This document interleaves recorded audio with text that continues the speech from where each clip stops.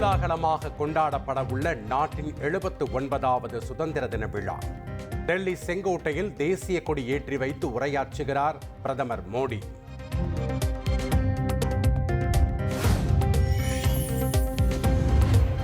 Operation Sindoor நடவடிக்கையில் ஈடுபட்ட 9 விமானப்படை அதிகாரிகளுக்கு வீர் சக்ரா விருது அறிவிப்பு.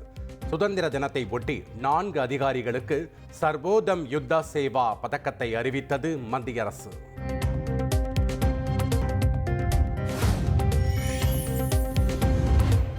(2047) வளர்ந்த பொருளாதார நாடாக இந்தியா மாறும் என குடியரசுத் தலைவர் திரௌபதி முர்மு சுதந்திர தின உரை. சுகாதாரம் மற்றும் கல்வியில் அனைவருக்கும் சமமான வாய்ப்புகள் கிடைக்க வேண்டும் என்றும் கருத்து.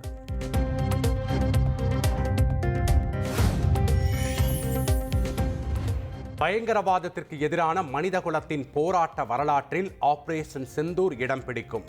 நமது படைகளின் திறனை ஆபரேஷன் சிந்தூர் பறைசாற்றுகிறது என்றும் குடியரசுத் தலைவர் திரௌபதி முர்மு பெருமிதம்.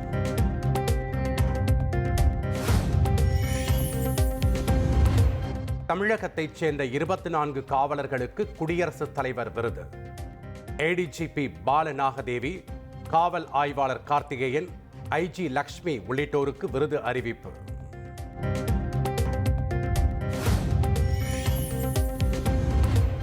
நாட்டின் 79வது சுதந்திர தினத்தை ஒட்டி சென்னை ஜார்ஜ் கோட்டையில் பிரம்மாண்ட ஏற்பாடு. தேசிய கொடி ஏற்றி சிறப்புரையாற்ற உள்ளார் முதலமைச்சர் மு.க. ஸ்டாலின்.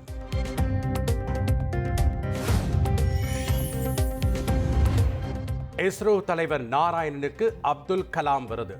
பாரா பேட்மிண்டன் வீராங்கனை துளசிமதி முருகேசனுக்கு கல்பனா சாவ்லா விருது. சுதந்திர தினத்தை ஒட்டி தமிழக அரசின் விருதுகள் அறிவிப்பு.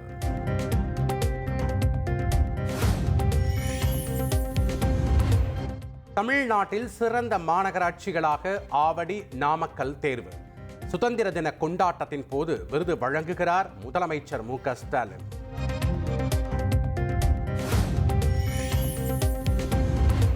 சுதந்திர தின விழாவை ஒட்டி நாடு முழுவதும் பலத்த பாதுகாப்பு. ரயில் நிலையங்கள், விமான நிலையங்கள் உள்ளிட்ட பல்வேறு பகுதிகளில் போலீசார் தீவிர கண்காணிப்பு.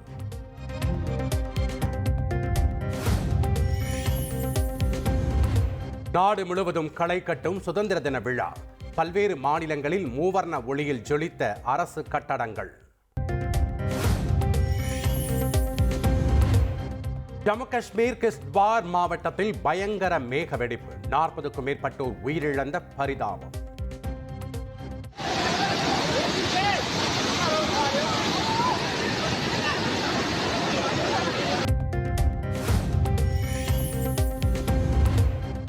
மேகவெடிப்பு ஏற்பட்ட காஷ்மீரின் கிஸ்த்வார் பகுதியில் தொடரும் மீட்பு பணிகள்.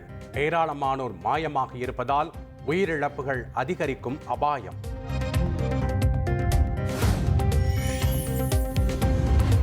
ஜம்மு காஷ்மீரில் மேக வெடிப்பால் பாதிக்கப்பட்டவர்களுக்காக பிரார்த்தனை செய்வதாக பிரதமர் மோடி பதிவு.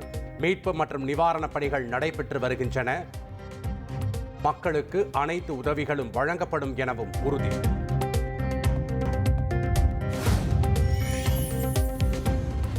பீகாரில் வாக்காளர் வரைவு பட்டியலில் இருந்து 65 லட்சம் பேர் நீக்கப்பட்ட விவகாரம்.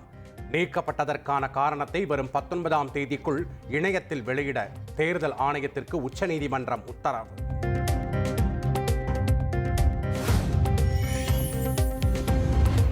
அனைத்து இளைஞர்களும் தங்களுடன் இணைந்து அரசியலமைப்பை பாதுகாக்க வேண்டும் என ராகுல் காந்தி வலியுறுத்தல். பீகாரில் வரும் 17ஆம் தேதி காங்கிரஸ் சார்பில் நடைபெறவுள்ள வாக்காளர் உரிமை யாத்திரையில் பங்கேற்க இளைஞர்களுக்கு அழைப்பு.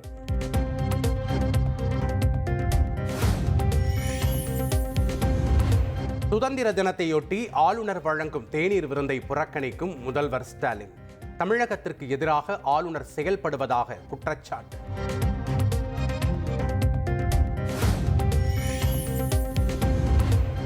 சுதந்திர தினத்தன்று ஆளுநர் அளிக்கும் தேநீர் விருந்தை புறக்கணிப்பதாக தமிழக வெற்றிக் கழகம் அறிவிப்பு. ஏற்கனவே தேநீர் விருந்தை புறக்கணிப்பதாக அறிவித்துள்ளது காங்கிரஸ், விசிக, கம்யூனிஸ்ட் கட்சிகள்.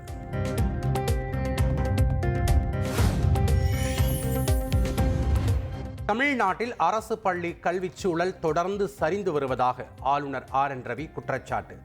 50% அதிகமான உயர்நிலை பள்ளி மாணவர்களுக்கு கூட்டல் கழித்தல் தெரியவில்லை என்றும் கருத்து.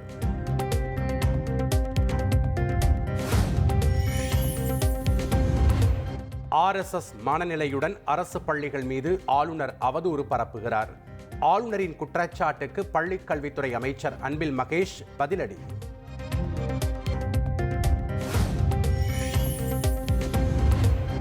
தொடர் விடுமுறையை முன்னிட்டு சென்னையிலிருந்து சொந்த ஊர்களுக்கு படையெடுத்த மக்கள். கிளாம்பாக்கம் பேருந்து நிலையம் அருகே ஏற்பட்ட கடும் போக்குவரத்து நெரிசலால் அவதி.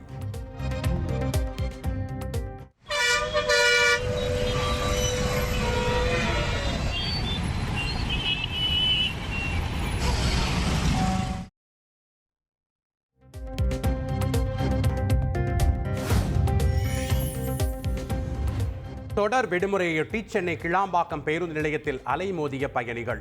கூடுதலாக சிறப்பு பேருந்துகள் இயக்கப்பட்ட நிலையிலும் ஏராளமான பயணிகள் குவிந்ததால் கடும் கூட்ட நெரிசல்.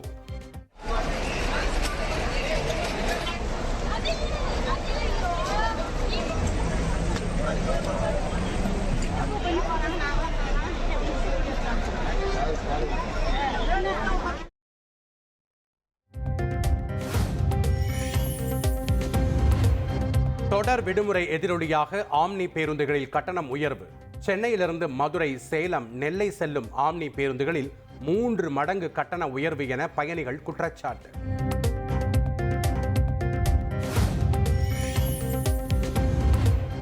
தொடர் விடுமுறையில் தனியார் ஆம்னி பேருந்துகள் அதிக கட்டணம் விதித்தால் கடும் நடவடிக்கை. வாகனங்களை சிறை பிடித்து அபராதம் விதிக்கப்படும் என போக்குவரத்து துறை அதிரடி உத்தரவு.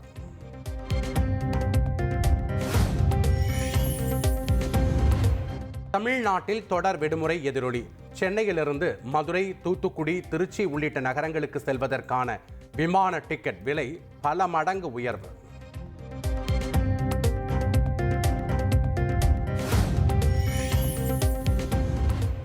ஆண்டுக்கு 3000 ரூபாய் செலுத்தி நாடு முழுவதும் பயணிக்கும் புதிய ஃபாஸ்டாக் நடைமுறைக்கு வந்தது. குறைந்தபட்சம் 200 முறை சுங்கச்சாவடிகளை கடந்து செல்ல அனுமதி.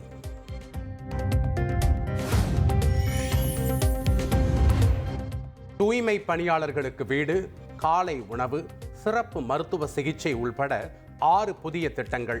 முதலமைச்சர் மு.க. ஸ்டாலின் தலைமையில் நடந்த அமைச்சரவை கூட்டத்தில் முடிவு.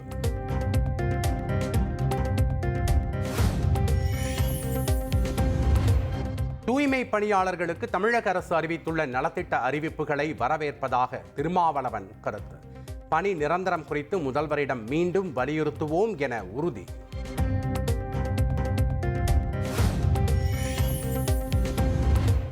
சென்னையில் போராட்டத்தில் ஈடுபட்ட தூய்மை பணியாளர்களை சந்தித்த நாம் தமிழர் ஒருங்கிணைப்பாளர் சீமான்.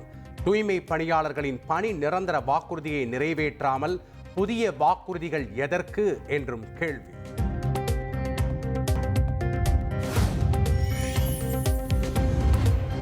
தூய்மை பணியாளர்கள் போராட்டத்துக்கு மாற்று இடம் ஒதுக்க கோரி உயர்நீதிமன்ற தலைமை நீதிபதி அமர்வில் முறையீடு.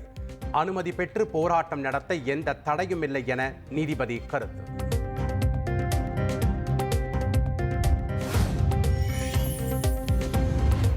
தூய்மை பணியாளர்கள் போராட்டம் தொடர்பாக மொத்தம் 6 வழக்குகளை பதிவு செய்த போலீசார். கைது செய்யப்பட்ட தூய்மை பணியாளர்கள் அனைவரும் விடுவிக்கப்பட்ட நிலையில் நடவடிக்கை.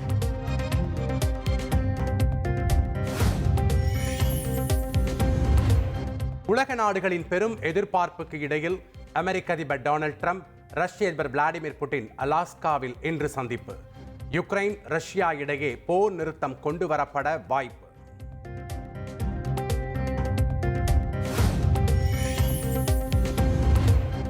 ரஷ்ய அதிபர் புட்டின் அமைதியை தேர்வு செய்வார் என எதிர்பார்க்கிறேன். புட்டினுடன் நடைபெற இருக்கும் சந்திப்பு குறித்து அமெரிக்க அதிபர் ட்ரம்ப் கருத்து.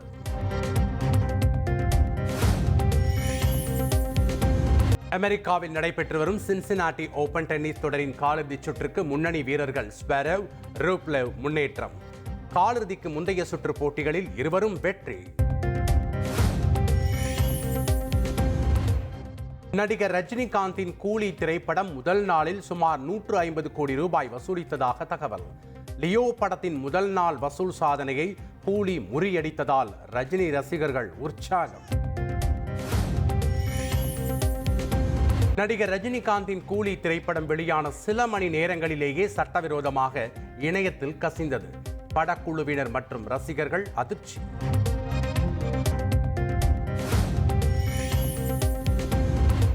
டெல்லியில் உள்ள அனைத்து தெருநாய்களையும் காப்பகங்களில் அடைக்க உத்தரவிட்டதை எதிர்த்த வழக்கு தேதி குறிப்பிடாமல் தீர்ப்பை ஒத்திவைத்தது உச்சநீதிமன்றம்.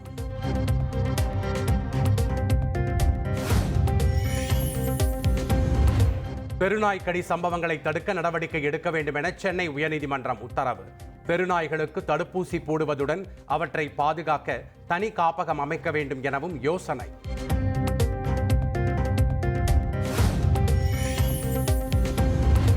இன்று ஞாயிற்றுக்கிழமை அட்டவணைப்படி மெட்ரோ ரயில்கள் இயங்கும்.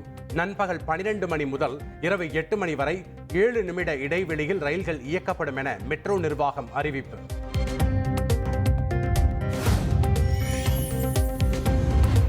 முதலமைச்சர் மு.க. ஸ்டாலின் தலைமையில் நடைபெற்ற அமைச்சரவை கூட்டம். 13,000 பேருக்கு 1,937 கோடி ரூபாய் முதலீட்டில் தொழில் திட்டங்களை ஏற்படுத்த அமைச்சரவை கூட்டத்தில் ஒப்புதல்.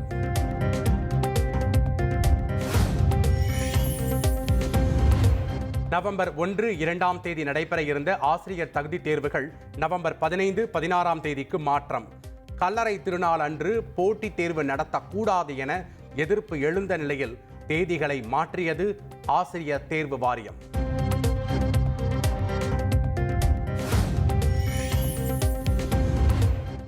துரைமுருகன் அதிமுகவில் இருந்திருந்தால் எங்கேயோ போயிருப்பார் என எதிர்க்கட்சி தலைவர் எடப்பாடி பழனிசாமி பேச்சு.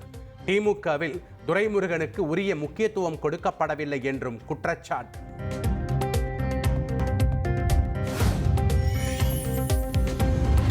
வீடுகளுக்கே சென்று ரேஷன் பொருட்களை அளிக்கும் தாயுமானவர் திட்டம் தமிழகத்திற்கு தாமதமாக வந்திருப்பதாக தேமுதிக பொதுச் செயலாளர் பிரேமலதா விஜயகாந்த் குற்றச்சாட்டு. வட மாநிலங்களில் ஏற்கனவே இந்த திட்டம் நடைமுறையில் இருப்பதாகவும் கருத்து.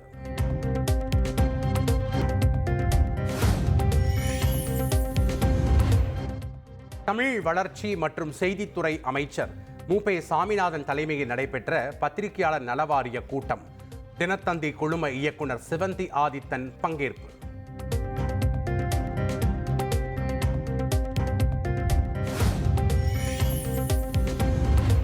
ஓரணியில் தமிழ்நாடு உறுப்பினர் சேர்க்கைக்கு OTP எண்ணை பெற விதிக்கப்பட்ட இடைக்கால தடை நீட்டிப்பு. திமுக தரப்பில் ஆதார் விவரங்கள் வாங்கப்படவில்லை என்பதை எழுத்துப்பூர்வமாக தாக்கல் செய்ய மெட்ராஸ் உயர்நீதிமன்ற மதுரை அமர்வு உத்தரவு.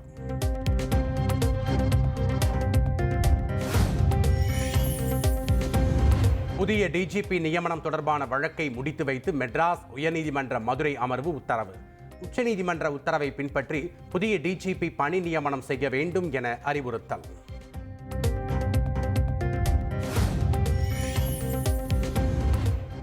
மதுரை மேலூர் அருகே பூதமங்கலம் கொடுக்கம்பட்டி ஊராட்சிகளில் சிப்காட் அமைக்கும் திட்டத்தை எதிர்த்து பொதுமக்கள் போராட்டம். சிப்காட் அமைந்தால் மேய்ச்சல் தொழில் பாதிக்கும், மழைநீர் தேங்கும் என குற்றச்சாட்டு.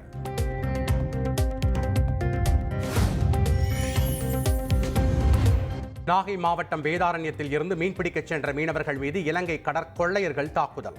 400 கிலோ வலை மற்றும் 1 டன் மீன்களை கொள்ளையடித்துச் சென்றதாக புகார்.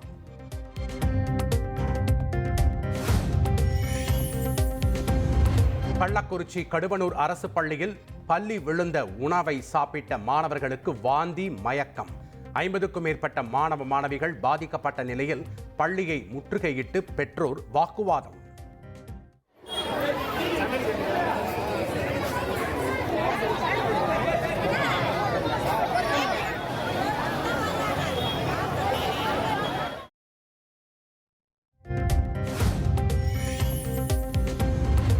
ரேணுகா சுவாமி கொலை வழக்கில் கன்னட நடிகர் தர்ஷன் மீண்டும் கைது. நீதிமன்ற உத்தரவை தொடர்ந்து ஜாமீன் ரத்து செய்யப்பட்ட நிலையில் நடவடிக்கை.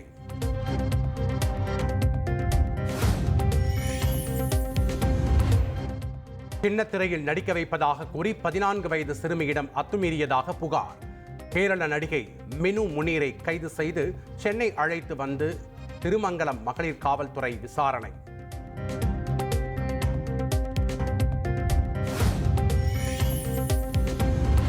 பாகிஸ்தானில் இஸ்லாமாபாத், கராச்சி, லாகூர் உட்பட பல்வேறு நகரங்களில் சுதந்திர தின விழா கோலாகலம். பாகிஸ்தான் ராணுவத்தை வலிமைப்படுத்த நவீன தொழில்நுட்பத்துடன் ராக்கெட் படை உருவாக்கப்படும் என பிரதமர் ஷபாஸ் ஷெரீப் அறிவிப்பு. பாகிஸ்தான் நிதானமாக பேசுவது நல்லது என வெளியுறவுத்துறை செய்தி தொடர்பாளர் ரந்தீர் ஜெய்ஸ்வால் கருத்து. பாகிஸ்தானின் எந்த ஒரு தவறான செயலும் வலிமிகுந்த விளைவுகளை ஏற்படுத்தும் என எச்சரிக்கை.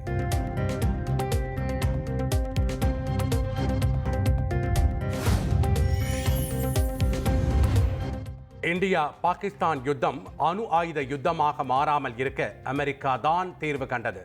அமெரிக்க அதிபர் ட்ரம்ப் மீண்டும் கருத்து.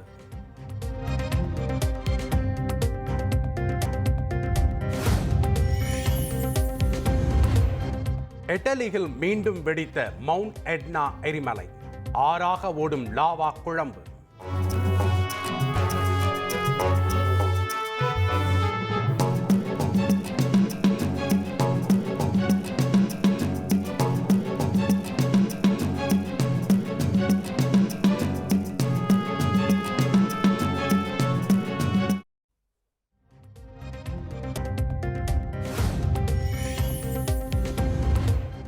சென்னை கிராண்ட் மாஸ்டர் செஸ் தொடரில் சாம்பியன் பட்டத்தை உறுதி செய்த ஜெர்மனி வீரர் வின்சென்ட் கேமா இன்னும் ஒரு சுற்று எஞ்சியிருக்கும் நிலையில் பட்டத்தை உறுதி செய்து அசத்தல்.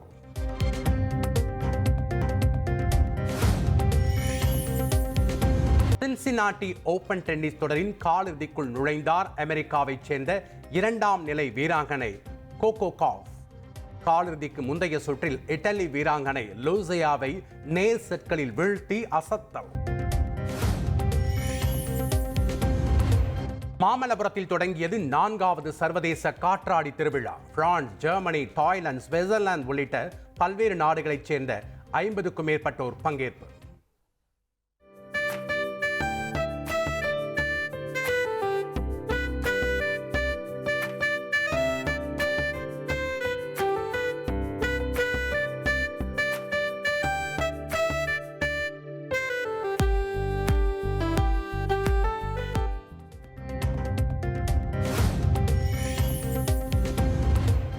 இளையராஜாவும் வைரமுத்துவும் பிரிந்ததற்கான காரணம் குறித்து புதிய தகவலை பகிர்ந்த இசையமைப்பாளர் கங்கை அமரன், தன்னால் தான் இளையராஜா வளர்ந்தார் என வைரமுத்து சொன்னதால் ஏற்பட்ட மனக்கசப்புதான் பிரிவிற்கு காரணம் என தகவல்.